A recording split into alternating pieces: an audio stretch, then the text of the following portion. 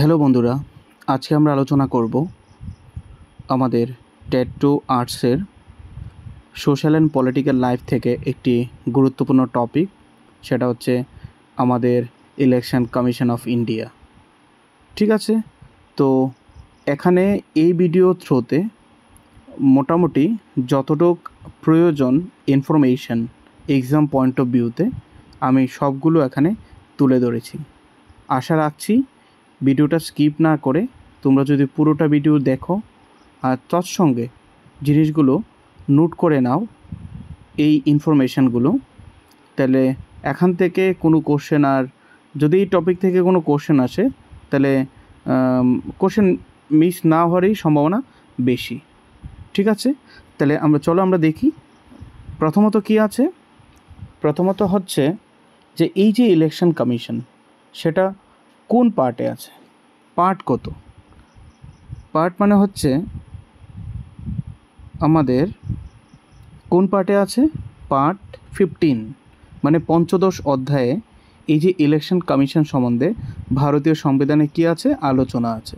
তাহলে এখান থেকে একটা কোশ্চেন হতে পারে যে ইলেকশন কমিশন মানে নির্বাচন কমিশনের যে বিষয়টা ভারতীয় সংবিধানের কোন অধ্যায়ে বা কোন অংশে বা কোন পার্টে তার আলোচনা উল্লেখ আছে। তাহলে আমরা কি বলবো, আমরা বলবো যে পার্ট 15-এ উল্লেখ আছে। সেকেন্ড আসবে কি, যে কোন আর্টিকেল।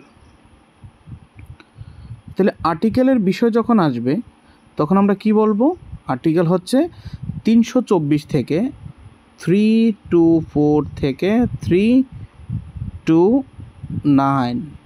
তাহলে কত থেকে কত, 324 থেকে 329 নং ধারাতে এই ইলেকশন কমিশনের গঠন, কার্যাবলী, তার কি ভূমিকা, সমস্ত কিছু সেখানে উল্লেখ আছে। ঠিক আছে, তাহলে এই জায়গাটাও তোমরা কী করবে, একটু দেখে নেবে যে কোন ধারা, মানে কত থেকে কত নং ধারা।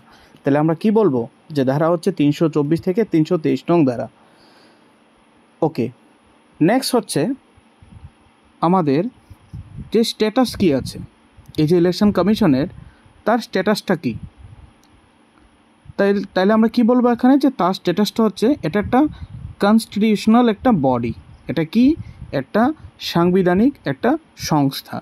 তাহলে কেন এটা সাংবিধানিক সংস্থা, তাহলে আমরা যদি এখানে একটা কম্পেয়ার করি যে RBI, reserve bank of India, reserve bank of India আর ইলেকশন কমিশন, তাহলে দুটো কি এক জিনিস? দুটো এক জিনিস নয়, কারণ এই আরবিআই হচ্ছে একটা স্পেশাল অ্যাক্ট বা আইনের মাধ্যমে সে আরবিআইকে কী করা হয়েছে, গঠন করা হয়েছে, যার উল্লেখ কোথাও আমাদের ভারতীয় সংবিধানে নেই, কোথাও মেনশন করা নেই। ক্লিয়ার? কোথাও মেনশন মানে তার কোনো উল্লেখ নেই আরবিআইয়ের। কেন? কারণ এটা একটা স্পেশাল অ্যাক্টের মাধ্যমে পার্লামেন্টে তার গঠন করা হয়েছে রিজার্ভ ব্যাঙ্ক অফ ইন্ডিয়াকে। কিন্তু আমরা যদি এখানে মানে এই জায়গায় দেখি ইলেকশন কমিশন, সেটা কি একটা কনস্টিটিউশনাল বডি, কারণ তার উল্লেখ ডাইরেক্ট কোথায় আছে, ভারতীয় সংবিধানের মধ্যে। তাহলে এর আগে আমি বলেছি কত নং ধারাতে উল্লেখ আছে, 324 থেকে আমাদের 329 নং ধারায়। তাহলে ক্লিয়ারলি এখানে মেনশন করা আছে, তাই আমরা বলতে পারি যে ভারতীয় নির্বাচন কমিশন হচ্ছে কি একটা কনস্টিটিউশনাল মানে সাংবিধানিক সংস্থা। ওকে, তাহলে নেক্সট আমরা কি দেখব, নেক্সট এখানে আমরা দেখছি যে নেক্সট বিষয়টা কি, মেইন কি কাজ, মানে কেন আমরা এই ইলেকশন কমিশন গঠনের বিষয়টা এলো। তাহলে মেইন বিষয়টা কি, সেটা হচ্ছে to conduct free and fair election of union and states. Free and ফেয়ারের কথার অর্থ কি, সেটা হচ্ছে ফ্রি হচ্ছে কি মানে অবাধ ও নিরপেক্ষ। ফ্রি অ্যান্ড ফেয়ার হচ্ছে কি মানে নির্বাচনটা যেন মানে টোটালি নিরপেক্ষভাবে, অবাধ এবং সুষ্ঠুভাবে পরিচালনা করা হয়, সেই বিষয়টা দেখভালের জন্য, সেই বিষয়টাকে মানে পরিচালনার জন্যই কিন্তু আমাদের ইলেকশন কমিশনের গঠনটা মূলত। তাহলে ইলেকশন কমিশন এখানে আমরা দেখতে পাচ্ছি যে কার কার নির্বাচনটাকে দেখছে এখানে, সেটা হচ্ছে ইউনিয়ন, আরেকটা হচ্ছে কি স্টেট। আমি সংক্ষেপে লিখে দিচ্ছি, ইউনিয়ন আর স্টেটস, মানে কেন্দ্রীয় আইনসভা আর স্টেট যে লেজিসলেটিভ অ্যাসেম্বলি আছে তার ইলেকশনটাকে টোটালি ফ্রি অ্যান্ড ফেয়ারভাবে কীভাবে করা যায়, মানে অবাধ ও সুষ্ঠু নিরপেক্ষভাবে, সেই বিষয়টা দেখার জন্যই কিন্তু আমাদের এই ইলেকশন কমিশন গঠন করা হয়েছে মূলত। ওকে, তাহলে আরেকটা ইনফরমেশন আমরা এখানে লিখে দিচ্ছি আমি, সেটা হচ্ছে কবে গঠন করা হয়েছে, কবে এস্টাবলিশড। তাহলে গঠনটা কবে হচ্ছে, এটা হচ্ছে 25 জানুয়ারি 1950-তে। তাহলে পরীক্ষার মধ্যে কোশ্চেন আসতে পারে যে ভারতের নির্বাচন কমিশন কবে গঠন করা হয়েছে, তোমরা এগুলি নোট করে নাও। তাহলে কবে গঠন করা হয়েছে, সেটা হচ্ছে 25 জানুয়ারি 1950 সালে। ক্লিয়ার? ওকে, তাহলে কবে গঠন করা হয়েছে, 25 জানুয়ারি 1950 সালে। ওকে, তাহলে এখানে আমি আরেকটা জিনিস দেখব, এই যে 25 জানুয়ারি, আজকাল আমরা বর্তমানে এই দিনটাকে কী হিসাবে পালন করি, ন্যাশনাল ভোটার্স ডে হিসাবে, ন্যাশনাল ভোটার্স ডে হিসাবে আমরা প্রতি বছর এই দিনটাকে আমরা কিন্তু আজকাল পালন করে আসছি। আর এই পালনের মেন অবজেক্টিভটা কি, মানুষের মধ্যে এই যে ভোটাধিকার সম্বন্ধে মানুষকে মানে সচেতন করা, এই যে মানুষ যে একটা ওর কাছে যে একটা গুরুত্বপূর্ণ একটা অধিকার আছে দেশ পরিচালনায়, হ্যাঁ, আমাদের যারা প্রতিনিধি হবেন তাদেরকে নির্বাচনের, ঠিক আছে, যাদেরকে আমরা 5 বছরের জন্য নির্বাচন করব, যারা আমাদের হয়ে পার্লামেন্টে, বিধানসভায় আমাদের জন্য, আমাদের স্বার্থের সুরক্ষার জন্য যারা আওয়াজ তুলবেন। তাহলে সেই জায়গায় যদি আমরা নিশ্চুপ থাকি, আমরা যদি একটু উদাসীন থাকি, হ্যাঁ, তাহলে সেই জায়গায় কি হবে, ওরা আমাদের উপর কি করবে, আমাদের অধিকার, আমাদের স্বার্থ, এইগুলোকে কিন্তু ওরা কখনোই গুরুত্ব দেবে না। তাই আমাদের একটাই উদ্দেশ্য কি, যে আমাদের হাতে যে পাওয়ারটা আছে, যে আমরা একদিন কষ্ট করব কিন্তু 5 বছর আমরা কি থাকবো, সুখে থাকবো। 5 বছর কি হবে, আমাদের যে স্বার্থ, আমাদের যে সুরক্ষা, আমাদের যে অধিকার, সেগুলো মেনটেন যারা করবে তাদেরকে কিন্তু আমরা নির্বাচন করব। তাই এই দিনটাকে আমরা কি করি, আজ ন্যাশনাল ভোটার্স ডে হিসাবে পালন করে থাকি। তাহলে এখানে আরেকটা ইনফরমেশান পেয়ে গেলে। ওকে, তাহলে আমরা কি দেখলাম এই স্লাইডের মধ্যে, প্রথমত হচ্ছে কোন অধ্যায়ে ইলেকশন কমিশনের গঠন, সেটা হচ্ছে অধ্যায় 15তম, মানে 15 অধ্যায়ে, আর্টিকেল কততে আছে, 324 থেকে 329 নং ধারায়। তাহলে স্ট্যাটাসটা কি, এটা একটা সাংবিধানিক সংস্থা, এটা কিন্তু কোনো বিশেষ কোনো পার্লামেন্টীয় আইনের থ্রুতে কিন্তু তাকে গঠন করা হয়নি, তাকে গঠন করা হয়েছে মূলত কিসের ভিত্তিতে, এটাকে এর উল্লেখ কিন্তু আমাদের সংবিধানের মূল অংশে আছে। কত নং ধারাতে আছে, তাহলে প্রথমে আমি বলে দিয়েছি 324 থেকে 329 নং ধারায়। ওকে, তাহলে মূল অবজেক্টিভটা কি, মূল যে কাজ সেটা কি, two conduct free and fair election of union and state legislature, মূলত অবাধ এবং সুষ্ঠু ও নিরপেক্ষভাবে আমাদের যে কেন্দ্রীয় আইনসভা এবং রাজ্যের যে আইনসভা তার নির্বাচন পরিচালনাটাই হচ্ছে কি এই ইলেকশন কমিশনের যে মূল কাজ, যে বা মূল দায়িত্ব। ওকে, এবার আমরা চলে যাচ্ছি পরবর্তী স্লাইডে। ওকে, এর আগে আমি আরেকটা জিনিস বলে রাখি, আমি কিন্তু এখানে কবে এস্টাবলিশ করা হয়েছে, মানে কবে গঠন করা হয়েছে ভারতীয় ইলেকশন কমিশন, সেটাকে কিন্তু মেনশন করে দিয়েছি। তাহলে তোমরা নিশ্চয়ই জেনেছো বিষয়টা, এগুলি নোট করে নেবে, ঠিক আছে। আশা রাখছি এর বাইরে কোশ্চেন হওয়ার চান্স কম আছে। সমস্ত ইনফরমেশান তোমরা একই ভিডিওতে পেয়ে যাবে, ধৈর্য সহকারে তোমরা দেখো। তাহলে কবে গঠন করা হয়েছে, 25 জানুয়ারি 1950-তে। তাহলে এই 25 জানুয়ারি দিনটাকে আমরা কী হিসাবে পালন করছি বর্তমানে, সেটাকে জাতীয় ভোটার দিবস হিসাবে আমরা পালন করছি। কেন পালন করি, ভোটারদের মধ্যে ভোট সম্বন্ধে তাদের যে একটা অধিকার, ভোটাধিকার যে একটা অধিকার, সাংবিধানিক যে একটা অধিকার, সেই সম্বন্ধে জনগণকে সতর্ক সজাগ করাটাই হচ্ছে কিন্তু আমাদের এই জাতীয় ভোটার দিবসের মূল উদ্দেশ্য। ওকে, আমরা চলে যাচ্ছি আবার দ্বিতীয় স্লাইডে। এবার আমরা দেখব যে এখানে কি রেসপন্সিবিলিটি আছে, রেসপন্সিবল ফর ইলেকশন, মানে ইলেকশন কমিশনের কি দায়িত্ব আছে। তাহলে কি কি দায়িত্ব আছে আমরা এখানেই দেখতে পাচ্ছি এই স্লাইডের থ্রুতে। প্রথমত হচ্ছে কি, প্রথমে আসো তোমার লোকসভার ইলেকশন। তাহলে নির্বাচন কমিশনের মূল দায়িত্ব কি, প্রথমতে লোকসভার নির্বাচনকে পরিচালনা করা। কি করা, লোকসভা নির্বাচনকে পরিচালনা করা। তাহলে আমরা এই জায়গায় কিন্তু আরেকটা জিনিস দেখে রাখছি, সেটা হচ্ছে কি, লোকসভাতে ম্যাক্সিমাম কত আছে সদস্য? 552, কত? 552। কারেন্ট কত আছে? কারেন্ট হচ্ছে আমাদের 545, কত আছে? 545। ওকে ওকে, তাহলে এই যে লোকসভার যারা সদস্য তাদের যে নির্বাচনটা কে পরিচালনা করে থাকেন? সেটা ভারতের নির্বাচন কমিশন। ওকে, সেকেন্ড আমরা কি দেখব? রাজ্যসভা। তাহলে রাজ্যসভার যে নির্বাচনটা সেটাও কি তদারকি করে থাকেন?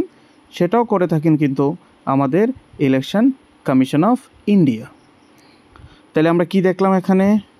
দেখলাম লোকসভা নির্বাচন পরিচালনা, রাজ্যসভার পরিচালনা নির্বাচন, তারপরে আসছে আমাদের স্টেটের ব্যাপার, মানে স্টেট লেজিসলেটিভ অ্যাসেম্বলি, তারও কিন্তু নির্বাচন পরিচালনা করে থাকেন। কে করে থাকেন? আমাদের ভারতের নির্বাচন কমিশনার বা নির্বাচন কমিশন। ওকে, নেক্সট আসবে কে?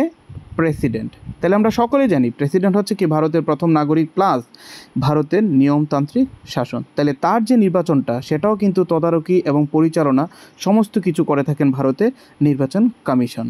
ওকে, নেক্সট চলে আসবো প্রেসিডেন্টের পরে সেকেন্ড কার পজিশন? সেকেন্ড পজিশন হচ্ছে ভাইস প্রেসিডেন্ট অফ ইন্ডিয়া। তাহলে আমরা সকলে জানি এই যে ভাইস প্রেসিডেন্টের যে ইলেকশনটা হয় সেখানেও কিন্তু সেই নির্বাচনটাকে পরিচালনার দায়িত্বে কিন্তু কে থাকেন? আমাদের ভারতের নির্বাচন কমিশন। তাহলে তোমরা সকলেই জানো যে প্রেসিডেন্টের ইলেকশনের সময় আমরা দেখতে পারি যে পার্লামেন্টের উভয় কক্ষে নির্বাচিত সদস্য এবং অঙ্গরাজ্যের যে বিধানসভা নির্বাচিত সদস্যরা সেখানে কিন্তু নির্বাচনে অংশগ্রহণ করে থাকে। ঠিক আছে, কিন্তু ভাইস প্রেসিডেন্টের ইলেকশনের সময় আমরা দেখি শুধুমাত্র কারা অংশগ্রহণ করে থাকে শুধুমাত্র পার্লামেন্টের উভয় কক্ষ অর্থাৎ লোকসভা এবং রাজ্যসভার সদস্যরা। ক্লিয়ার? সেখানে কিন্তু অঙ্গরাজ্যের যে আইনসভা মানে বিধানসভা বা বিধান পরিষদ, সেখানে কিন্তু বিধান পরিষদ বা বিধানসভার সদস্যরা কিন্তু অংশগ্রহণ করেন না। তাহলে এখানে একটা ডিফারেন্স আছে। নেক্সট কি আছে? Legislative council. আমরা সকলেই জানি যে ভারতের অনেকগুলি রাজ্যতে কি আছে, পার্লামেন্টের যেমন দুটা কক্ষ তেমনই অনেক রাজ্যের আইনসভা কিন্তু দু কক্ষে কিন্তু বিভক্ত থাকে। যেমন নিম্ন কক্ষ হচ্ছে কোনটা? বিধানসভা, লেজিসলেটিভ অ্যাসেম্বলি, বিধানসভা, সেটা হচ্ছে লোয়ার হাউস, আর আপার হাউস হচ্ছে কোনটা? লেজিসলেটিভ কাউন্সিল মানে বিধান পরিষদ। তাহলে তোমরা অনেকেই জানো যে কোন কোন রাজ্যে বর্তমানে আমাদের দ্বিকক্ষবিষ্ট আইনসভা রয়েছে, মানে বাই ক্যামেরিয়াল লেজিসলেচার রয়েছে। তাহলে কোন কোন রাজ্যে আছে বলো তো? ওকে, তাহলে কোন কোন রাজ্যে আছে? প্রথমত আমরা দেখে নেব বিহার। কোথায় আছে? বিহার। তারপরে কোথায় আছে? তামিলনাড়ু। তারপরে আছে কোথায়? ইউপি। তারপরে আছে কোনটাতে? কর্ণাটকা। ঠিক আছে, এম ফর মহারাষ্ট্র। ক্লিয়ার? তারপর হচ্ছে কি? J for Jammu and Kashmir. ঠিক আছে, তাহলে আমরা কি দেখলাম যে কোন কোন রাজ্যে আমাদের দ্বিকক্ষবিষ্ট আইনসভা রয়েছে? সেটা রয়েছে বিহারে, জম্মু অ্যান্ড কাশ্মীর, রয়েছে আমাদের তামিলনাড়ুতে, রয়েছে আমাদের ইউপিতে, কর্ণাটকা অ্যান্ড মহারাষ্ট্রে। যদি এখানে কোনো ভুল বলে থাকে তাহলে তোমরা কারেকশান করে নেবে। ক্লিয়ার? ওকে, এবার আমরা দেখি। ওকে, তাহলে এক এক করে আমরা কি দেখলাম এখানে? যে ইলেকশন কমিশনের কী রেসপন্সিবিলিটি আছে? প্রথম কি দেখলাম? লোকসভার সদস্যদের নির্বাচন পরিচালনা। তারপরে কি? রাজ্যসভার সদস্যদের নির্বাচন পরিচালনা। তৎসঙ্গে অঙ্গরাজ্যের যে বিধানসভা তার সদস্যদের নির্বাচন পরিচালনা। মানে কি? প্রথমত হচ্ছে লোকসভা রাজ্যসভার মধ্যে যারা নির্বাচিত হয় তাদেরকে আমরা কি বলি? তাদেরকে বলি এমপি, মেম্বার অফ পার্লামেন্ট। আর স্টেট লেজিসলেটিভ অ্যাসেম্বলিতে যারা হয় তাদেরকে আমরা বলি কি বলি? তাদেরকে বলি এমএলএ। তারপর ইলেকশন কমিশন কি দেখে? প্রেসিডেন্টের নির্বাচন। তারপরে কি দেখে? ভাইস প্রেসিডেন্টের নির্বাচন। তারপরে আসছে কি? এই যে লেজিসলেটিভ কাউন্সিলে যারা মেম্বার হয় এদেরকে আমরা বলি MLC, member of legislative council. তো ক্লিয়ার? আশা রাখছি এখানে কোনো কনফিউশন তোমাদের না থাকারই কথা। ওকে, এখন আমি নেক্সট স্লাইডে চলে যাচ্ছি। ওকে, নেক্সট স্লাইডে যাওয়ার আগে আরেকটা জিনিস তোমাদেরকে বলে রাখি, তোমাদের অনেকের মনের মধ্যে কোশ্চেন আসতে পারে যে স্যার আপনি তো বলছেন এখানে যে জাতীয় নির্বাচনের কমিশনের কথা, মানে ইলেকশন কমিশন অফ ইন্ডিয়া। ঠিক আছে, তাহলে আমরা সকলে জানি যে 1992-তে কী এসেছিলো, একটা সংবিধান সংশোধনী এসেছিল, CAA মানে কনস্টিটিউশনাল অ্যামেন্ডমেন্ট অ্যাক্ট এসেছিল। ঠিক আছে, সেটা কত 23rd মানে 73তম সংবিধান সংশোধন। সেখানে কি বলা আছে, সেখানে বলা আছে যে এই যে মিউনিসিপ্যালিটি মানে পৌরসভা, এই যে পঞ্চায়েত মানে গ্রাম পঞ্চায়েত, তার যে নির্বাচনটা পরিচালনা বা তদারকি কে করবেন, সেটা করে থাকবেন আমাদের স্টেট ইলেকশন কমিশন। কে করে থাকবেন? State election commission. ক্লিয়ার? তাহলে পৌরসভা পঞ্চায়েত নির্বাচন পরিচালনা কে করবেন? State election commission. তাহলে অনেক সময় কিন্তু তোমাদের এক্সামে কোশ্চেন আসতে পারে যে নির্বাচন কমিশনের, ভারতীয় নির্বাচন কমিশনের মূল কাজ হলো, প্রথম কি দিল লোকসভা সদস্যদের নির্বাচন করা, নেক্সট দিল রাজ্যসভা সদস্যদের নির্বাচন করা, তৃতীয়ত দিল স্টেট লেজিসলেটিভ অ্যাসেম্বলি সদস্যদের নির্বাচন করা, চতুর্থ দিয়ে দিল গ্রাম পঞ্চায়েত বা এবং পৌরসভার সদস্যদের নির্বাচন করা। তাহলে এখানে তোমাকে জিজ্ঞেস করবে যে কোনটা ভারতের নির্বাচন কমিশনের কাজ নয়, তাহলে আমরা ডিরেক্টলি বলে দিতে পারি যে লোকাল যতগুলো ইলেকশন হবে, লোকাল সেলফ গভর্নমেন্ট অর্গানগুলোর সবগুলো কিন্তু পরিচালনা এবং তদারকি করে থাকবেন কে? State election commission. তাহলে স্টেট ইলেকশন কমিশনের ধারণাটা কখন এসছে তোমার 1992-তে, মানে 73rd কনস্টিটিউশন অ্যামেন্ডমেন্ট অ্যাক্ট যখন আসলো, মানে পঞ্চায়েতি রাজ এবং মিউনিসিপ্যালিটি মানে লোকাল সেলফ গভর্নমেন্ট যখন একটা সাংবিধানিক মর্যাদা পেল, তখন কিন্তু আমাদের এই যে স্টেট ইলেকশন কমিশনের বিষয়টা কিন্তু তখন কিন্তু এসছে মাথায়, এবং তখনই কিন্তু এটাকে গঠন করা হয়েছে। এর আগে কিন্তু স্টেট ইলেকশন কমিশনের কথা কোথাও উল্লেখ নেই। ওকে, ক্লিয়ার? ওকে, নেক্সট স্লাইডে চলে যাই। ওকে, এবার আমরা কি দেখব? ইলেকশন কমিশনের গঠন। এবার আমরা গঠনটা দেখব। ঠিক আছে?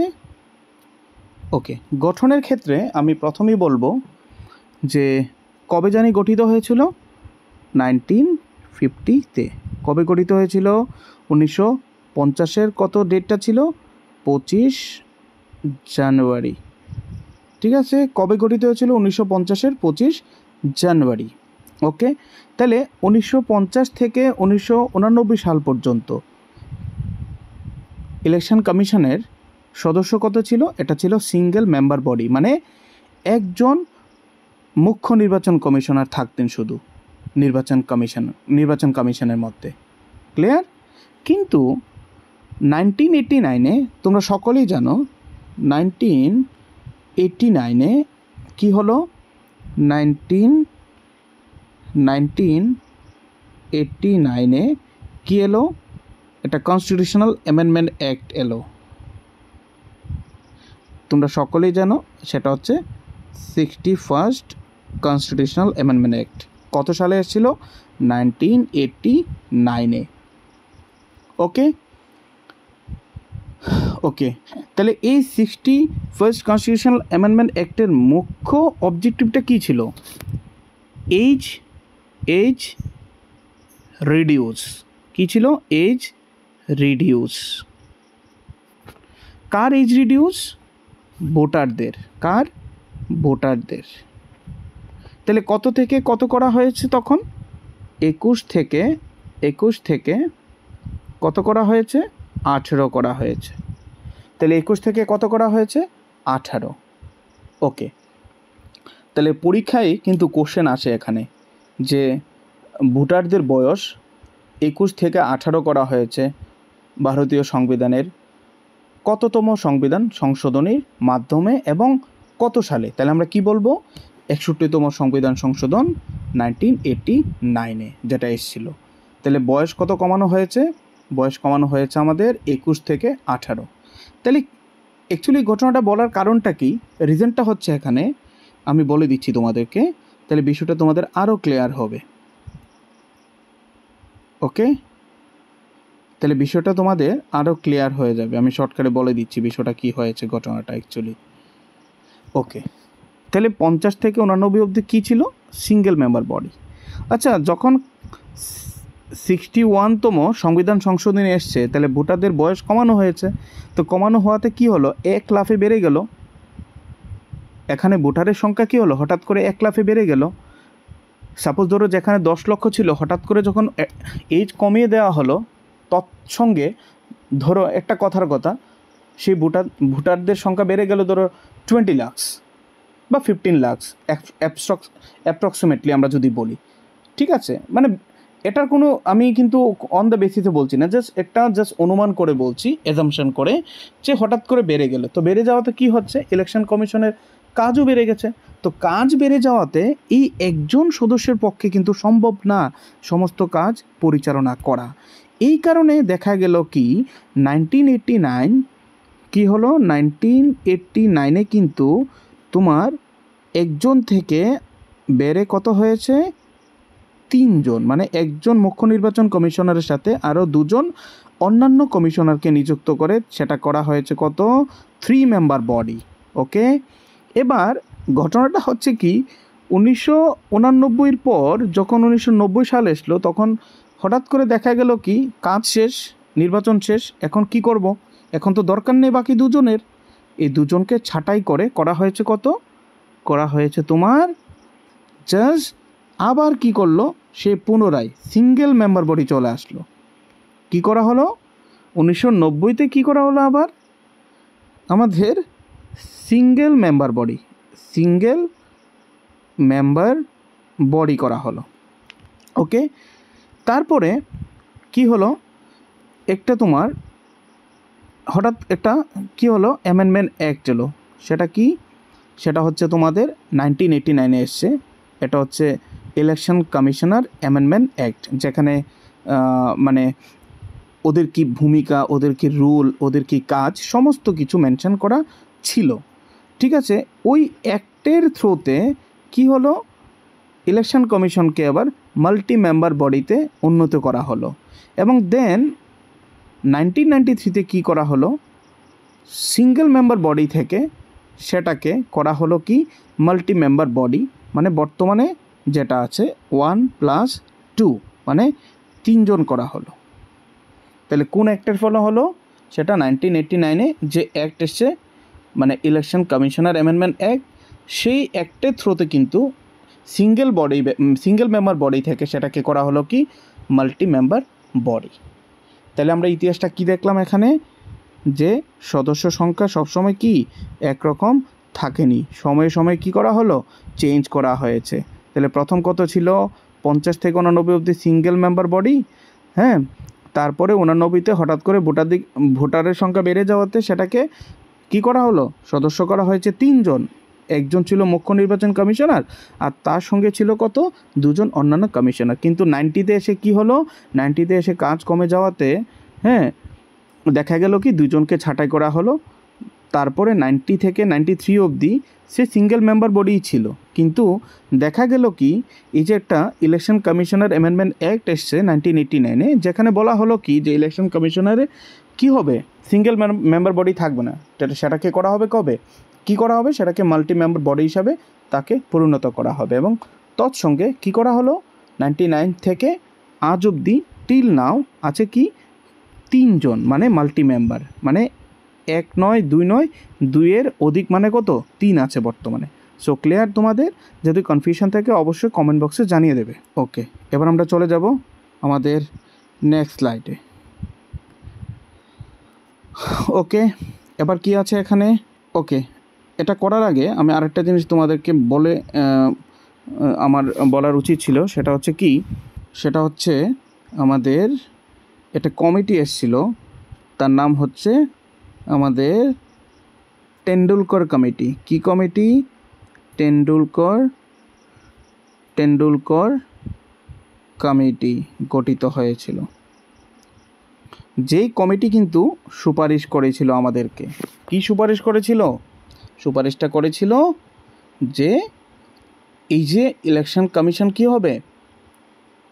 সরি, টেন্ডুলকার কমিটি কিন্তু আমাদের রিকমেন্ড করেছিল যে যারা ভোটার থাকবে তাদের বয়স কী করা হবে, 21 থেকে 18 করার। তাহলে এই জায়গাটা মনে রাখবে যে কোন কমিটি সুপারিশ করেছিল।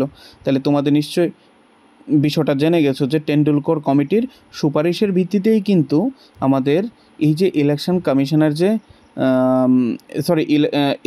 মানে যারা ভোটাধিকার যারা ভোট দেন তাদের বয়স 21 থেকে কত করা হয়েছে, 18। ওকে, অল হ্যাভ ইকুয়াল পাওয়ার্স, কী মানে এটা? অল হ্যাভ ইকুয়াল পাওয়ার্স মানে কি বোঝাচ্ছে? মানে যারা এখানে মেম্বার আছেন সকলের অধিকার কি সমান, সকলের সমান অধিকার। এখানে কেউ মুখ্য নির্বাচন কমিশনার বলে তার অধিকার বেশি, তার ক্ষমতা বেশি, আর বাকি যারা অন্যান্য কমিশনার তাদের ক্ষমতা কম, এমন নয়। এখানে যারা আছেন প্রত্যেকের অধিকার কি সমান। তাহলে আমরা প্রথম অবস্থা কি দেখব? এখানে আমরা দেখছি এখানে একটা জিনিস দেখব, কি দেখব? সিইসি মানে কি চিফ ইলেকশন কমিশনার, উনি হচ্ছেন কি মেন চেয়ারম্যান, মানে উনি হচ্ছেন মুখ্য, ঠিক আছে, উনি হচ্ছেন সভাপতি ইলেকশন কমিশনের। এবং ওনার সাথে কারা থাকেন? আদার ইলেকশন কমিশনার, ঠিক আছে। যেমন বর্তমানে কত আছে আদার ইলেকশন কমিশনার? 2। কত আছে? 2। Clear? Okay, determined by president. তাহলে মুখ্য নির্বাচন কমিশনার যিনি হচ্ছেন চেয়ারম্যান, এবং অন্যান্য যারা কমিশনার রয়েছেন, ঠিক আছে। আরেকটা কথা বলে রাখি যে সংবিধানে কিন্তু কোথাও কিন্তু মেনশন নেই যে কতজন থাকবেন, ঠিক আছে। তাহলে বিষয়টা কার সন্তুষ্টির উপর ডিপেন্ড করে? এটা ডিপেন্ড করে প্রেসিডেন্ট বা রাষ্ট্রপতির ইচ্ছার উপর যে আদার ইলেকশন কমিশনার কতজন থাকবেন। ক্লিয়ার? যেমন বর্তমানে আছেন কতজন? 2 জন। ওকে, নেক্সট হচ্ছে কি অ্যাপয়েন্টমেন্ট। এবার আমরা কি দেখব? অ্যাপয়েন্টমেন্ট। তাহলে অ্যাপয়েন্টমেন্টটা কে করেন? প্রেসিডেন্ট অ্যাপয়েন্ট করেন। কাকে অ্যাপয়েন্ট করেন? সিইসি মানে কাকে? Chief election কমিশনারকে। আর তার সঙ্গে কাকে করেন? আদার ইলেকশন কমিশনারকে। তাহলে আমরা ধরে নিতে পারি এখানে যে নিয়োগের বিষয়টা অ্যাপয়েন্টমেন্ট। তাহলে ভারতের নির্বাচন কমিশনারের যে মুখ্য নির্বাচন কমিশনার এবং অন্যান্য যে 2 জন আদার নির্বাচন কমিশনার রয়েছেন তাদের সকলকে নির্বাচন করে থাকেন বা নিয়োগ করে থাকেন আমাদের প্রেসিডেন্ট। কে করে থাকেন? প্রেসিডেন্ট বা রাষ্ট্রপতি। ওকে, নেক্সট হচ্ছে কি টার্মস। টার্মটা কত লেখা আছে? মানে কার্যকাল, মূলত কার্যকাল হচ্ছে 6 বছর। কিন্তু আরেকটা জিনিস হচ্ছে কি 65টা কি বলো তো? ধরো কালকে কেউ জয়েন করলো, তার 6 মাস পর তার বয়স হয়ে গেল কত? 65, ঠিক আছে। তখন কিন্তু তার কোনটা আগে আসবে? তখন কিন্তু 6 বছরটা আগে আসবে না, আগে আসবে কোনটা? 65। কারণ এখানে ডাইরেক্টলি মেনশন করা আছে যদি কারোর বয়স 65 হয়, ঠিক আছে, তাহলে কিন্তু তাকে, এবার সে কবে জয়েন করেছে এটা দেখার বিষয় নয়, যদি তার বয়স যদি হয়ে যায় তাহলে আলটিমেটলি সে কি, তাকে সে পদ থেকে কিন্তু অবসর নিতেই হবে, কারণ এটা মেনশন করা আছে সংবিধানের মধ্যে ক্লিয়ারলি। ওকে, তাহলে টার্মসটা কী আছে? কার্যকাল। প্রথমত হচ্ছে কার্যকাল হচ্ছে মূলত 6 বছর, কিন্তু কারোর বয়স যদি 65 হয়ে যায় তখন কি হবে? তাকে কিন্তু অবশ্যই তার পদ থেকে অবসর নিতে হবে, এটাই হচ্ছে নিয়ম। এবার আমরা দেখব রেজিগনেশন মানে কি? রেজিগনেশনটা কি? রেজিগনেশনটা হচ্ছে মানে ওরা যখন মানে পদ থেকে অব্যাহতি দেবেন, তাহলে এই অব্যাহতি পত্রটা কার কাছে সাবমিট করবেন আমাদের রাষ্ট্রপতির কাছে। সেটা মুখ্য নির্বাচন কমিশনার হোক বা অন্যান্য কমিশনার হোক, সকলেই কিন্তু তাদের রেজিগনেশন লেটারটা কিন্তু জমা দেবেন কার কাছে? সেটা জমা দেবেন আমাদের রাষ্ট্রপতির কাছে। তাহলে আমরা কি দেখলাম? এই জায়গায় আমরা দেখলাম যে অল হ্যাভ ইকুয়াল পাওয়ার মানে কি, যারা মেম্বার আছেন ইলেকশন কমিশনারের, বিশেষ করে সিইসি মানে মুখ্য নির্বাচন কমিশনার, যাকে আমরা কি বলি চেয়ারম্যান বা সভাপতি ইলেকশন কমিশনারের, পাশাপাশি অন্যান্য যে আদার ইলেকশন কমিশনার রয়েছেন যেটা বর্তমানে 2 জন, এদের কিন্তু নিয়োগটা কিন্তু করে থাকেন আমাদের রাষ্ট্রপতি। ক্লিয়ার? তাহলে অন্যান্য কমিশনার কতজন থাকবেন সেটা কে নির্ধারণ করেন? কে ডিটারমাইন করেন বিষয়টা? সেটা ডিটারমাইন করেন প্রেসিডেন্ট। তার সন্তুষ্টির উপর ডিপেন্ড করে কতজন হবেন। ক্লিয়ার? যেমন বর্তমানে আদার নির্বাচন কমিশনার কত আছেন? 2 জন আছেন, আর মুখ্য কত? 1 জন, সেটা মনে রাখবে। ওকে, তাহলে প্রেসিডেন্ট কী করে নিয়োগ করে থাকে? কাকে নিয়োগ করে? মুখ্য নির্বাচন কমিশনার প্লাস আদার নির্বাচন কমিশনারকে। তাহলে তাদের কার্যকাল কত হবে? কত বছরের জন্য তাদেরকে নিয়োগ করা হয়? 6 বছরের জন্য।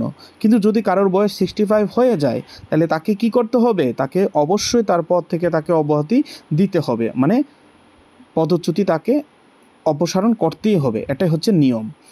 ঠিক আছে, নেক্সট হচ্ছে কি? রেজিগনেশন। তাহলে এখানে রেজিগনেশনটা কে কার কাছে জমা দেবেন? রেজিগনেশন অবশ্যই সাবমিট করবেন chief election commissioner plus on 2 other election commissioner to the president, মানে রাষ্ট্রপতির কাছে উনি সাবমিট করবেন। ক্লিয়ার? ওকে, নেক্সট স্লাইডে আমরা চলে যাচ্ছি। ওকে, ইম্পর্টেন্ট পয়েন্টস, কী কী ইম্পর্টেন্ট পয়েন্ট আছে এখানে আমরা দেখে নিচ্ছি এক এক করে। প্রথম হচ্ছে কি? Condition of service and tenure, মানে ওদের যে কার্যকাল, condition of service and tenure, মানে ওদের যে কার্যকাল এবং ওদের যে কাজের ধরন, ঠিক আছে, মানে ওরা কি কাজ করবেন। তাহলে এই টোটাল বিষয়টা কে ডিটারমাইন করে থাকেন? ডিটারমাইন করে থাকেন আমাদের রাষ্ট্রপতি। তাহলে ইলেকশন কমিশনারের যে মুখ্য নির্বাচন কমিশনার বা অন্যান্য আদার যে কমিশনার রয়েছেন, তাদের যে সার্ভিস, তাদের যে কার্যকাল, সব কিছুটাই কিন্তু ডিপেন্ড করে কার সন্তুষ্টির উপর? ভারতের রাষ্ট্রপতির সন্তুষ্টির উপর। নেক্সট হচ্ছে কি? তাদের স্ট্যাটাস, তারা কোন পদের অধিকারী হবেন, তাদের বেতন ভাতা কত হবে, ঠিক আছে, হ্যাঁ, এটাকে আমরা কি বলবো? স্ট্যাটাস, হ্যাঁ, স্যালারি অ্যান্ড পার্কস, ঠিক আছে। তাদের মর্যাদা, স্যালারি, পদ সবগুলো কার মতো হয়ে থাকে? হয়ে থাকে আমাদের যে জাজ রয়েছেন সুপ্রিম কোর্টে অফ ইন্ডিয়ার, মানে ভারতের মুখ্য সুপ্রিম কোর্টের যে বিচারপতি রয়েছেন, উনি যতটা স্যালারি পান, উনি যতটা স্ট্যাটাস পান, ওনার যা পার্কস, সমস্ত কিছু কিন্তু অ্যাভেলেবেল করেন কারা? অ্যাভেল করেন আমাদের মুখ্য নির্বাচন কমিশনার প্লাস আদার যে নির্বাচন কমিশনাররা রয়েছেন। তাহলে আমরা কি বলতে পারি? Status, salary and parks election commissioner সদস্যরা কার মতো পেয়ে থাকেন?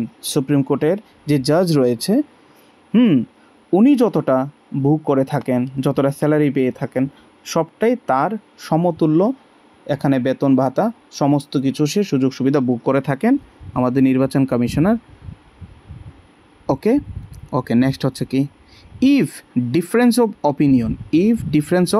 অপিনিয়ন, কী বোঝাচ্ছে এখানে? এই যে 3 জন মেম্বার রয়েছে বর্তমানে, তাদের মধ্যে যদি কোনো একটা বিষয় নিয়ে যদি মতানৈক্য দেখা দেয়, তাহলে কি হবে? Decision by majority. ঠিক আছে, ধরো কজন আছে? 3 জন। 3 জনের মধ্যে দেখা গেল কি একজন একদম বেঁকে বসলো কোনো একটা বিষয় নিয়ে, তাহলে কতজন বাকি আছে? আরও একজন বসলেও অসুবিধা নেই, আরও তো একজন বাকি আছে। ওকে, বিষয়টা বলছি আমি আর একটু ভেঙে, তাহলে বিষয়টা তোমরা বুঝবে। ধরো কোনো একটা বিষয়ে তাদের মধ্যে কি হলো? মতবিরোধ দেখা দিল কোনো একটা সিদ্ধান্ত করতে গিয়ে, ঠিক আছে, এমনটা হয়। সবার মেন্টালিটি তো সেম হয় না।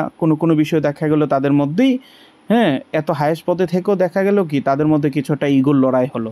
3 জন সদস্য দেখা গেল কি 2 জন চলে গেল একদিকে, 1 জন চলে গেল আরেক দিকে, তাহলে মেজরিটি কত? 3-এর মধ্যে 2, তাহলে 2 জন যা বলবেন সেটাই কিন্তু সিদ্ধান্ত হিসাবে গ্রহণ করা হবে।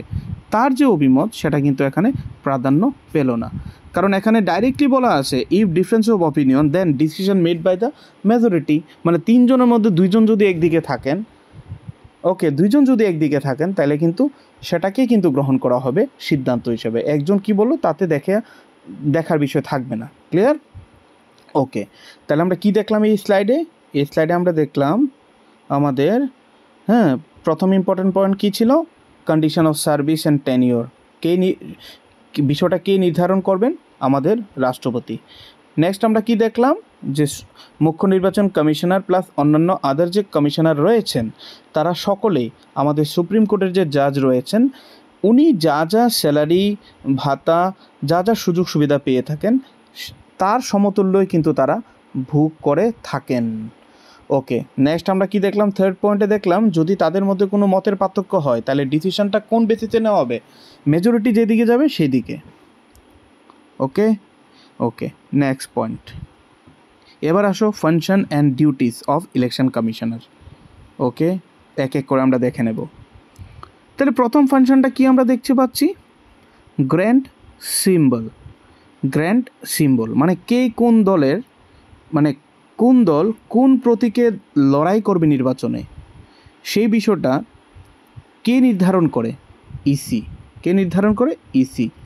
তোমরা সকলেই জানো প্রতীক মানে কি, হ্যাঁ, এক এক দলের এক এক প্রতীক থাকে, ঠিক আছে। এই প্রতীকটা কে দান করে থাকেন, নির্বাচনী দল, মানে কোনো রাজনৈতিক দল নিজে থেকে কিন্তু ইলেকশন কমিশনের বিনা পারমিশনে কিন্তু এরা কিন্তু সিম্বল ইউজ করতে পারে না, যে কাল কোনো দল ইচ্ছে করলে তার সিম্বল চেঞ্জ করে নেবে, হবে না। তো বিষয়টা কাকে অবগতি, কার নজরে আনতে হবে, প্রথমত নজরে আনতে হবে ইসির নজরে। কারণ ইসি ডিসাইড করবে, তুমি যখন যাবে যে আমি এই দলে, আমার এই দল, আমি এই প্রতীকের প্রতিদ্বন্দ্বিতা করব, তখন বিষয়টা কিন্তু, এই ম্যাটারটা কিন্তু দেখবে কে, আমাদের ইলেকশন কমিশনার। কারণ প্রতীক বন্টনের বিষয়টা কিন্তু ইলেকশন কমিশন করে থাকেন। আমরা সকলে জানি কি কি প্রতীক আছে, কেউ সাইকেল,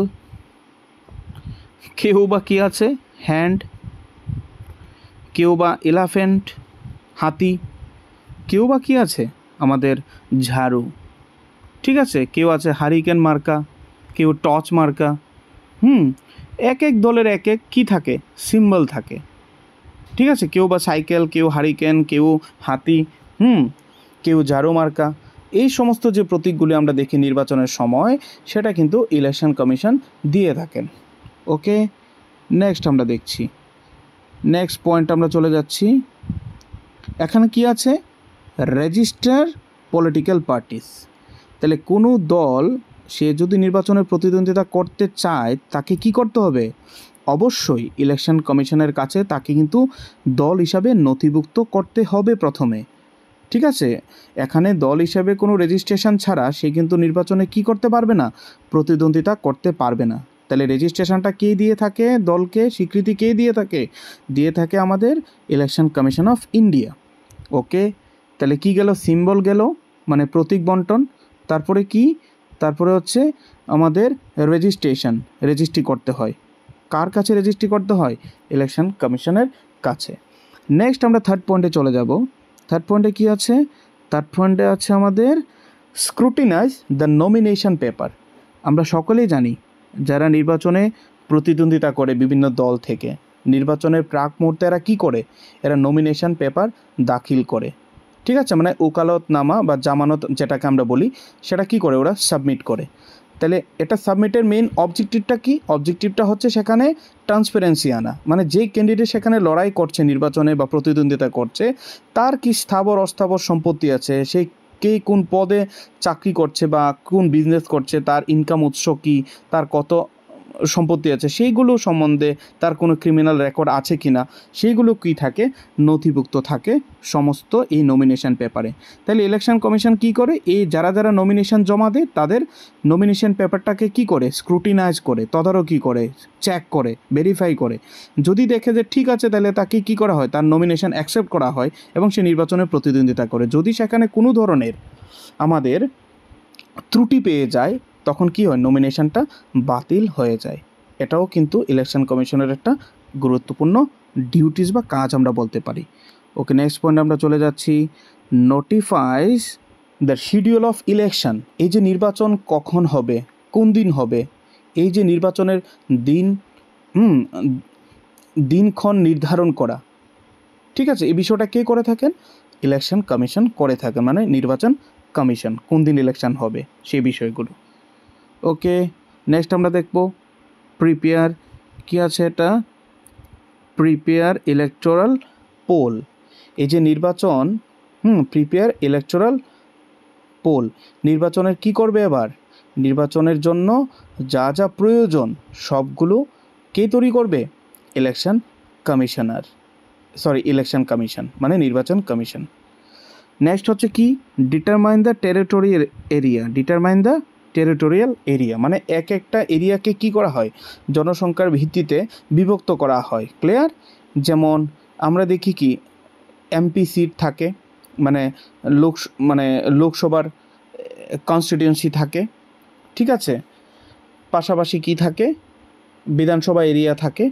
এই যে বিষয়গুলো কিসের ভিত্তিতে করা হয়, এই এরিয়াগুলোকে বিভক্ত করা হয় জনসংখ্যার ভিত্তিতে। তাহলে এটা কে করে থাকেন?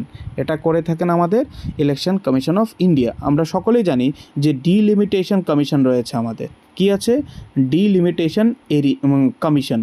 এখন অবধি ভারতে চারবার কি হয়েছে? ডিলিমিটেশন কমিশন গঠিত হয়েছে। এই কমিশনের মূল কাজ কি? এই কমিশনের মূল কাজ হচ্ছে নির্বাচনী ক্ষেত্র বা এরিয়াকে নির্দিষ্ট করা। কিসের ভিত্তিতে করা? জনসংখ্যার ভিত্তিতে করা।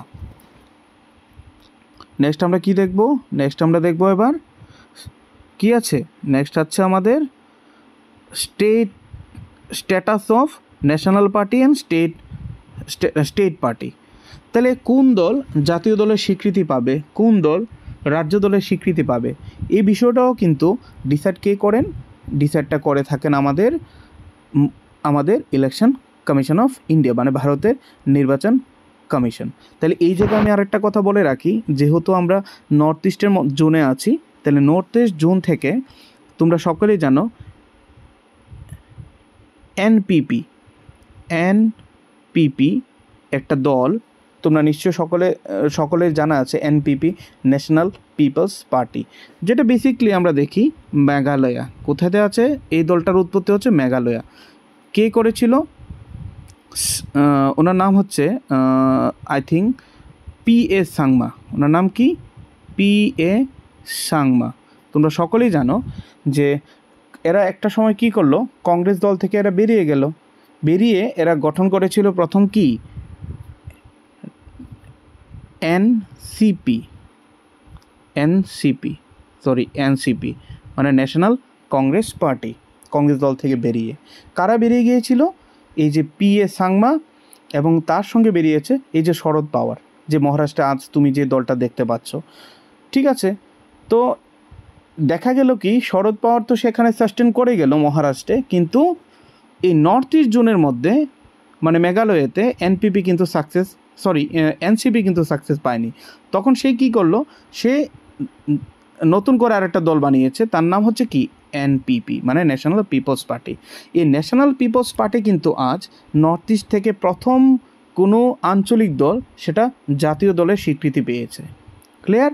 তাহলে তোমরা ইয়ারটা একটু দেখে রাখবে।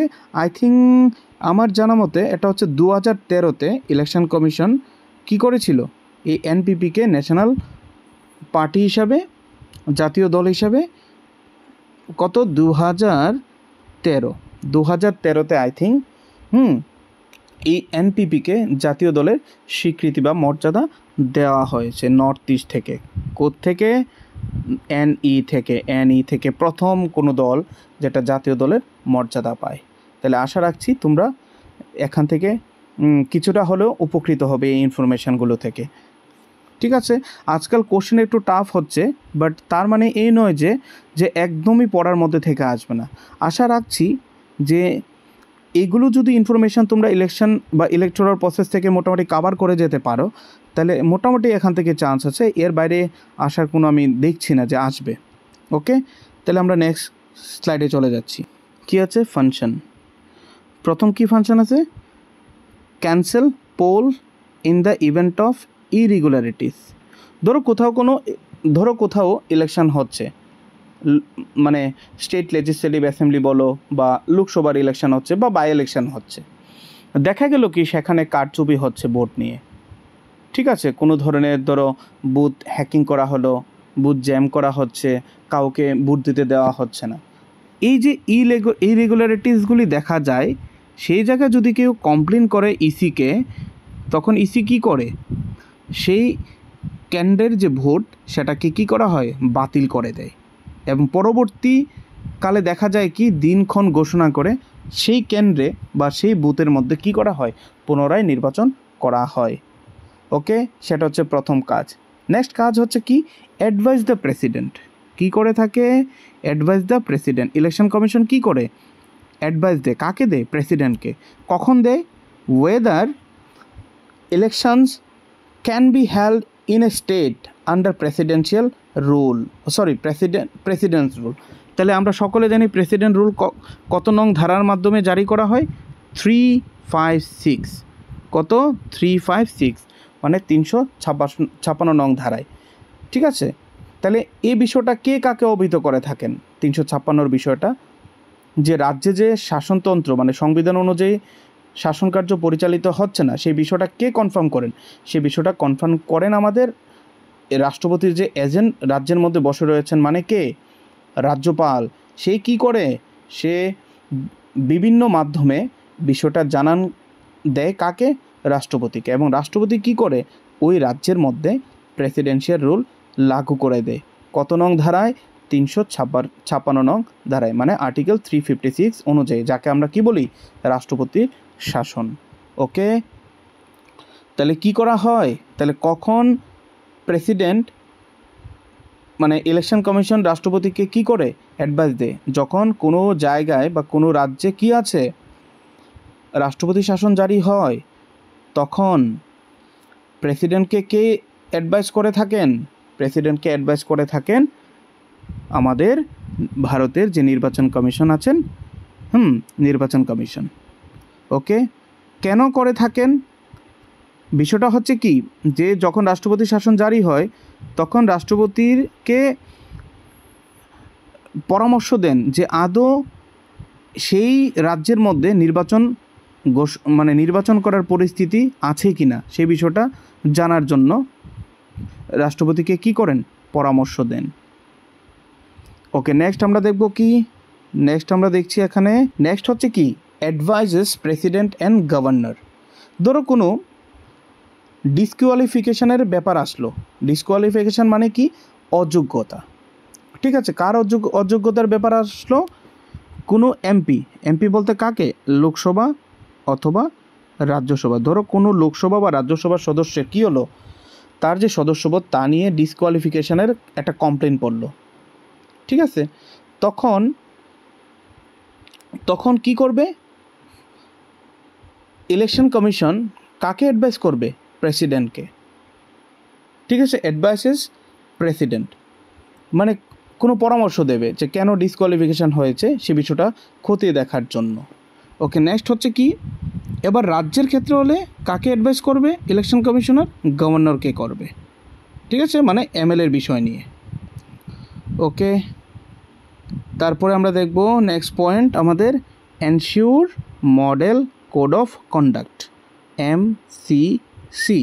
আমরা সকলেই জানি যে ইলেকশন মানে যেদিন আমাদের পোল ডে, মানে যেদিন আমাদের ভোট হবে তার 48 ঘন্টা আগে কি করা হয়? সমস্ত নির্বাচনী প্রচার, সমস্ত প্রচার সজ্জা, সমস্ত র্যালি, সমস্ত কি করা হয়? বন্ধ করতে হয়। এটা কি থাকে? এটা ইলেকশন কমিশনের নির্দেশ আছে, মানে যাকে আমরা বলি কি? MCC মানে মডেল কোড অফ কন্ডাক্ট। তাহলে তোমরা এখান থেকে আরেকটা ইনফরমেশান জেনে নাও যে 1960-তে কেরালাতে, কোথায়? কেরালাতে কি হয়েছিল? এই লেজিসলেটিভ অ্যাসেম্বলির ইলেকশানে LEE মানে কি? লেজিসলেটিভ অ্যাসেম্বলি ইলেকশানে প্রথম এই মডেল কোড অফ কন্ডাক্ট এর বিষয়টা কিন্তু লাগু করা হয়েছিল। তাহলে কোশ্চেনে আসতে পারে যে MCC প্রথম ভারতের কোন রাজ্যের কোন বিধানসভা ইলেকশানে লাগু করা হয়েছিল? তাহলে আমরা কি বলবো? লাগু করা হয়েছিল কেরালার যে বিধানসভা নির্বাচন 1960 সালে, তখন কিন্তু MCCর বিষয়টা আসলো, মডেল কোড অফ কন্ডাক্ট। তাহলে ঠিক আছে, এই ইনফরমেশানটা দেখে নেও। নেক্সট আমরা দেখব কি? নেক্সট আমরা দেখব এখানে, okay, appoints officer to ensure enquiries into disputes. ধরো কোথাও কোনো কি হলো? ডিসপিউট দেখা দিল। কার কাজে? ইলেকশন রিলেটেড কোনো কাজে। তখন কি করবেন? কিছু অফিসারকে কি করা হয়? অ্যাপয়েন্ট করে থাকেন। তাহলে এই অ্যাপয়েন্টমেন্টটা কে করে থাকেন? আমাদের নির্বাচন কমিশন করে থাকেন। তাহলে আমরা কি দেখলাম এই স্লাইডের মধ্যে? প্রথমত হচ্ছে cancel poll in the event of irregularities. যদি কোথাও নির্বাচনের দিন কোনো ধরনের অঘটন ঘটে যায়, মানে ধরো কাউকে ভোট দিতে গেলে বাধা দেওয়া হলো, বুথ জ্যাম করা হলো, বুথ দখল করা হলো, অনেক সময় দেখা যায় না বুথের যে EVM মেশিন সেটা লুটপাট বা চুরি হয়ে যায়, ডাকাতি হয়ে যায়। তো সেই জায়গায় কিন্তু ওই যে বুথ কেন্দ্র সেখানে কি করা হবে, পুনরায় ইলেকশন করা হবে ক্যান্সেল করে। নেক্সট কী করা হবে, অ্যাডভাইসেস দ্য প্রেসিডেন্ট। তাহলে ইলেকশন কমিশন কাকে অ্যাডভাইস করবে, রাষ্ট্রপতিকে। কেন করবে, weather elections can be held in a state under presidential rule, যে কোনো রাজ্যে যখন আর্টিকেল 356 অনুযায়ী রাষ্ট্রপতি শাসন জারি হয়, তাহলে সেখানে কি নির্বাচন করার আদৌ কি কোনো ব্যবস্থা আছে কি না, মানে পরিস্থিতি আছে কি না, সেই বিষয়টাকে কনফার্ম করার জন্য ইলেকশন কমিশন কি করেন, পরামর্শ চান। কার পরামর্শ চান, প্রেসিডেন্টের। নেক্সট হচ্ছে কি, এখানে কোনো সদস্যের মানে যদি সেটা পার্লামেন্টের হয় তাহলে এমপি, আর বিধানসভার হয় বা বিধান পরিষদের হয় এমএলসি বা এমএলএ, তাদের সদস্য পদ নিয়ে যদি কোনো ধরনের অভিযোগ ওঠে তাহলে কি করা হয়, তাহলে প্রেসিডেন্ট এবং গভর্নরকে কি করেন, অ্যাডভাইস করে থাকেন। ক্লিয়ার, মানে পরামর্শ দিয়ে থাকেন ডিসকোয়ালিফিকেশনের বিষয় আসলে। তারপরে আমরা কি জানলাম, মডেল কোড অফ কন্ডাক্ট। সেটা আমি কি বললাম যে কেরালাতে প্রথম সাধারণ নির্বাচনে বিধানসভার প্রথম মডেল কোড অফ কন্ডাক্ট লাগু হয়েছিল 1960-তে। তাহলে মডেল কোড অফ কন্ডাক্ট কী বললাম, যে নির্বাচনের 48 ঘন্টা আগে কি করতে হবে, সমস্ত নির্বাচনী প্রচার বন্ধ। ক্লিয়ার, প্রায় 500 মিটার এরিয়ার মধ্যে কি করা হয়, বুথ যেখানে হবে পোলিং বুথ সেন্টার, তার থেকে মোটামুটি 500-600 মিটারের মধ্যে যতগুলো ফ্ল্যাগ ফেস্টুন থাকে সেগুলো কি করা হয়, তুলে নেওয়া হয়, যাতে কোনোভাবে মানুষ প্রভাবিত না হন। মানুষ যাতে নিজের মতো করে, নিজের মনে যা আছে, যে যাকে ভোট দেবেন সেটা নিজের মতো করে দিতে পারেন।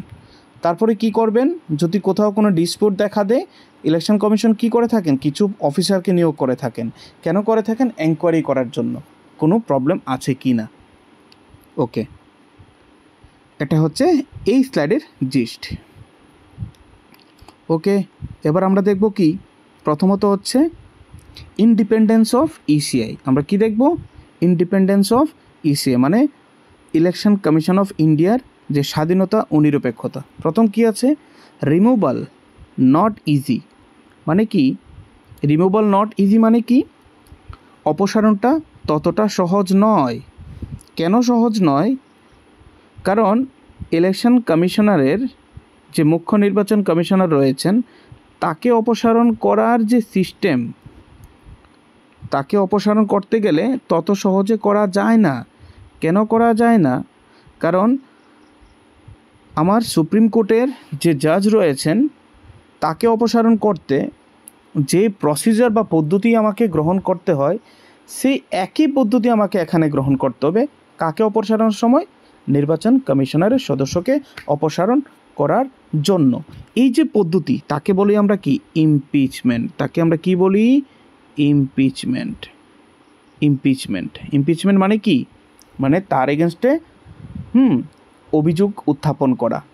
ঠিক আছে, দুটা কারণে আমরা তার এগেনস্টে অভিযোগ উত্থাপন করতে পারবো। কি কি, একটা হচ্ছে ইনক্যাপাসিটি, সে যদি তার পদে থেকে কাজ করতে অসমর্থ বা অক্ষম হয়। দ্বিতীয়টা কি, সে যদি কারো কোনো মিসবিহেভিয়ার করে থাকে, মানে সংবিধান অনুযায়ী তার যে পদ, সে যদি পদের গরিমা ধরে না রাখতে পারে, সে অসাংবিধানিক কোনো আচরণ করলো, সেই ক্ষেত্রে কিন্তু আমরা এই দুটো ক্ষেত্রে তাকে আমরা কি করতে পারবো, তার এগেনস্টে ইমপিচমেন্ট আনতে পারবো। তাহলে ইমপিচমেন্টটা কে আনতে পারে, সেটা লোকসভা আনতে পারে, আইদার রাজ্যসভা আনতে পারে। যদি লোকসভা এনে থাকে, তাহলে এখানে কি করতে হবে, প্রথমত লোকসভাতে এটা পাস হতে হবে। তাহলে কিভাবে পাস হয়, পাস হয় আমাদের 2/3, আমাদের 2/3 মেম্বার। 2/3 কি মেম্বার, কোথাকার 2/3 মেম্বার, ধরো লোকসভাতে তার ইমপিচমেন্টের বিষয়টা উত্থাপিত হলো, তখন প্রথম অনুমোদন নিতে হবে কার, লোকসভার। তাহলে সকল সদস্য মানে মোট সদস্যের অর্ধেক ও তার বেশি, মানে কি 2/3 মেম্বার উপস্থিত ভোটদানকারী সদস্যদের যখন অনুমোদন জানাবে, মানে সমর্থন জানাবে, তখন ধরে নেওয়া হবে যে এই বিলটা কি হলো, এই প্রস্তাবটা পাস হয়েছে তার ইমপিচমেন্টের। নেক্সট চলে যাবে কোথায়, নেক্সট চলে যাব আমাদের রাজ্যসভাতে। সেই বিলটা রাজ্যসভাতেও সেম, উপস্থিত ভোটদানকারীর অ্যাটলিস্ট 2/3 যদি সমর্থন জানায়, তখন সেই বিলটা চলে যায় কার কাছে, প্রেসিডেন্টের কাছে। এবং প্রেসিডেন্ট কি করেন, চিফ ইলেকশন কমিশনারকে অপসারণ করে থাকেন। তাহলে আমরা কি দেখলাম মানে স্বাধীনতার ক্ষেত্রে বা নিরপেক্ষতার ক্ষেত্রে যে ইলেকশন কমিশনারের যে কমিশনার রয়েছেন বা অন্যান্য আদার কমিশনার রয়েছেন তাকে অপসারণের বিষয়টা ততটা সহজ নয়। ঠিক আছে, সুপ্রিম কোর্টের প্রধান বিচারপতিকে যে পদ্ধতিতে অপসারণ করা হয় মানে ইমপিচমেন্ট পদ্ধতিতে, সে একই পদ্ধতিতে আমাদের অপসারণ করতে হয় কাকে? আমাদের ইলেকশন কমিশনার যে মুখ্য নির্বাচন কমিশনার রয়েছেন তাকে।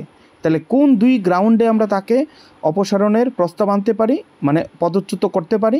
সেটা হচ্ছে ইনক্যাপাসিটি, সে যদি অক্ষম হয়, তার পদে থেকে সে কাজ যদি না করতে পারে, সে যদি মিসবিহেভিয়ার করে মানে কি সংবিধান বিরোধী যদি কোনো ধরনের বিহেভিয়ার বা আচরণ করে থাকে, তবে এই দুই ক্ষেত্রে কিন্তু আমরা তার এগেনস্টে কী আনতে পারবো? আমরা ইমপিচমেন্ট আনতে পারবো।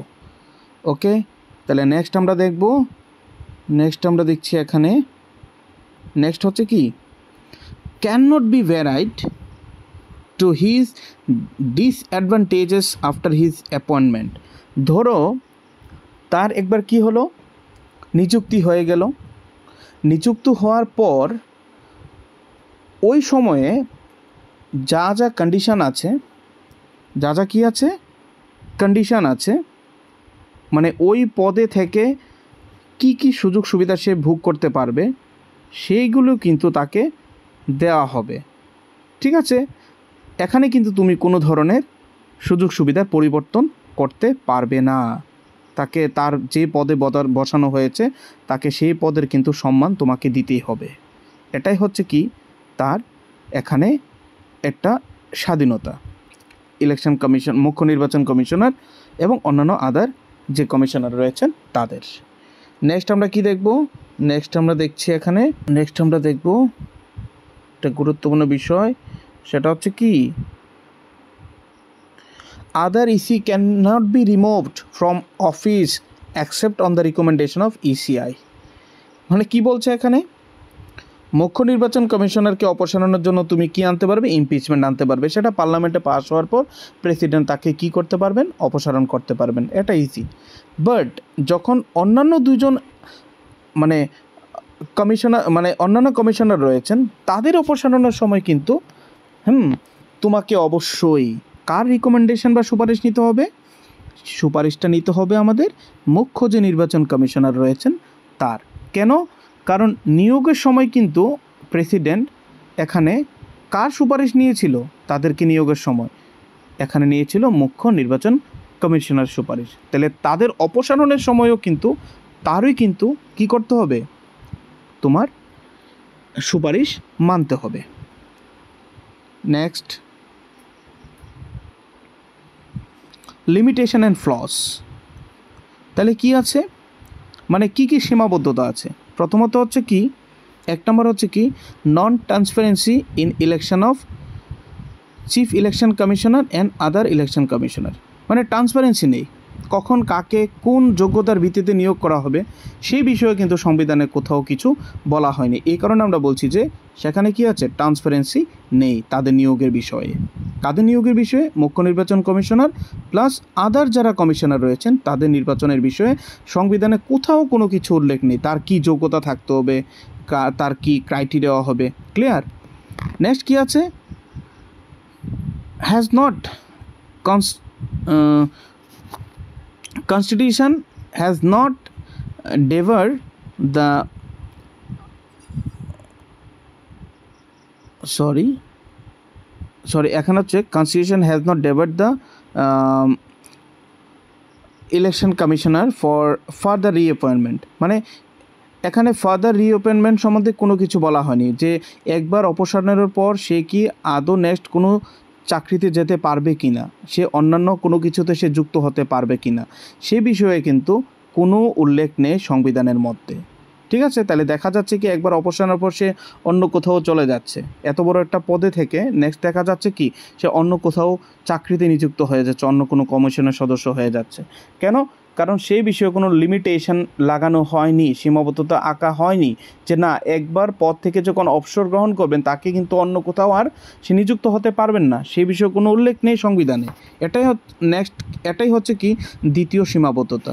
নেক্সট হচ্ছে কি term of members and not specified in constitution. মানে তাদের যে টার্ম অফ মেম্বার্স, মানে মেম্বারদের যে কার্যকাল কত হবে সেটা কিন্তু কোথাও উল্লেখ নেই। পাশাপাশি নট স্পেসিফাইড ইন কনস্টিটিউশন, সেটা সংবিধানেও কিন্তু কোথাও বলা হয়নি। তাহলে কোয়ালিফিকেশান নট প্রেসক্রাইবড কনস্টিটিউশন, মানে সংবিধানে কোনো কোয়ালিফিকেশানের বিষয়ে মানে যোগ্যতার বিষয়ে কিন্তু উল্লেখ নেই। তাহলে আমরা কি দেখলাম লিমিটেশনের ফ্লজের মধ্যে? প্রথম দেখলাম নন ট্রান্সপারেন্সি, কোনো ধরনের ট্রান্সপারেন্সি নেই। কোথায় নেই? মুখ্য নির্বাচন কমিশনার এবং আদার নির্বাচন কমিশনারের নির্বাচনের ক্ষেত্রে। ওকে, নেক্সট হচ্ছে কি, কনস্টিটিউশন কি করেনি, যে একবার যদি কেউ ইলেকশন কমিশনারের পদ থেকে অপসারণ করেন, তাকে দেখা যাচ্ছে কি নেক্সট সে অন্য কোথাও গিয়ে জয়েন করে নিচ্ছেন, কারণ সেই বিষয়ে সংবিধানে উল্লেখ নেই যে একবার গেলে নেক্সট সে অন্য কোথাও আর নিযুক্ত হতে পারবেন না। নেক্সট হচ্ছে কি, term of members not specified in constitution.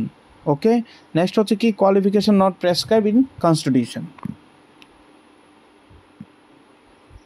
Okay, এবার আমরা দেখব কি, এবার আমরা দেখব ভারতের প্রথম কে নির্বাচন কমিশনার, মুখ্য নির্বাচন কমিশনার। তোমরা সকলে জানো যে প্রথম দিকে ভারতের যে নির্বাচন কমিশন ছিল তার সদস্য সংখ্যা কিন্তু একজনই ছিল, মানে সিঙ্গেল মেম্বার ছিল। তাহলে প্রথম কে ছিল? শ্রী সুকুমার সেন। সেটা কিন্তু মনে রাখবে, অনেক এক্সামে আসে। তার পিরিয়ডটা মনে রাখবে, পিরিয়ডটা হচ্ছে কত? 21 মার্চ 1952, 19 ডিসেম্বর 1958। কবে? 1958। তাহলে প্রথম যে নির্বাচন কমিশনার ছিল, মুখ্য নির্বাচন কমিশনার, ওনার নাম কি? শ্রী সুকুমার সেন। কবে নিযুক্ত হয়েছিল? 1950। কবে অপশন নেয়? 1958 সালে। ডেটগুলি মনে রাখবে।